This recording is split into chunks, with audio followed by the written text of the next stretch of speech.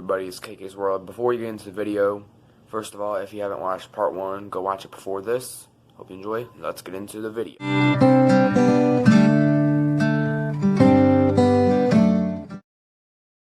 In 1950, Hiroshi Yamauchi became the third president of Nintendo.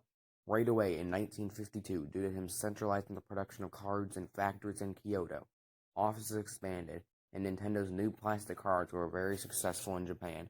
Some employees were concerned, however, and eventually there was a strike. The strike had no major impact, and Yamauchi decided it would be best to let several dissatisfied workers go. In 1959, Nintendo made an agreement with Walt Disney himself to incorporate Disney's characters into the cards. Additionally, Nintendo developed a distribution system that then allowed them to sell their cards in toy stores. In exchange for adding more variety to their products, they listed stock on the second stock exchanges for both Kyoto and Osaka, as well as becoming a public company, and even changing the official name to Nintendo Company Ltd. In 1964, Nintendo earned an income of 150 million yen, equivalent to about $1,395,000 US dollars. At the time, Nintendo's economy, sales, and revenue were doing great. On the flip side, Nintendo's Disney cards made the market heavily dependent on children. On top of this, Nintendo's adult-marketed Hanafuda card sales were falling as the Japanese society hobbies shifted to more nightlife, such as pachinko and bowling. When Disney card sales started falling, Nintendo realized there was probably no way out, and after the 1964 Olympics, Nintendo stocks plummeted to the lowest they've ever been. In between 1963 and 1968, Yamauchi tried a number of odd, unsuccessful attempts at a new business. They made packages of instant rice, love hotels, and even a taxi service named Daya. The taxi service ended up being the most successful. In 1969, Gunpei Yokoi joined Nintendo, and he was responsible for arranging various projects for the company. His experience with electronic games led Yamauchi to put him in charge as head of Nintendo's games department. Around this time, Nintendo was building a new production plant in Uji City, right outside of Kyoto, and they distributed classic tabletop games like Mahjong, Shogi, and chess.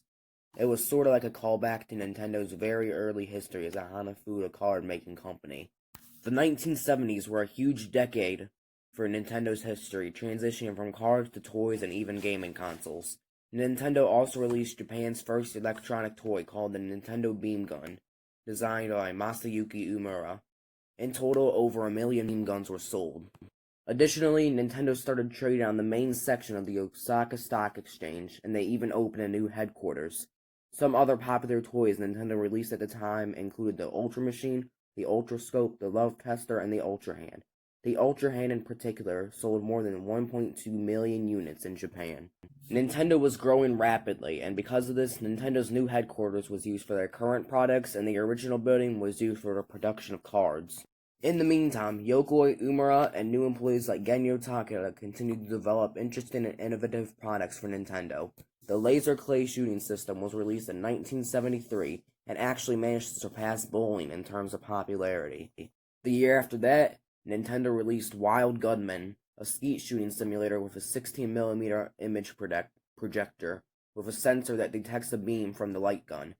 Both toys are exported to North America and Europe successfully. Despite all of this, Nintendo's production speed was slow compared to Tomy and Bandai, two major rival companies. Nintendo's prices were also higher, which led to the discontinuation of their light gun toys. On top of this, Nintendo Leisure System Company Ltd., the company responsible for developing these products, was closed due to the negative economic impact caused by the 1973 oil crisis. Hiroshi Yamauchi was motivated by the success of Atari and Magnavox in their game consoles. Yamauchi decided to acquire the Japanese distribution rights for the Magnavox Odyssey in 1974. Additionally, Nintendo reached an agreement with Mitsubishi Electric to develop similar products from 1975 to 1978. In 1977, Shigeru Miyamoto joined Nintendo. In the same year, Nintendo released their first original game console, the Color TV game.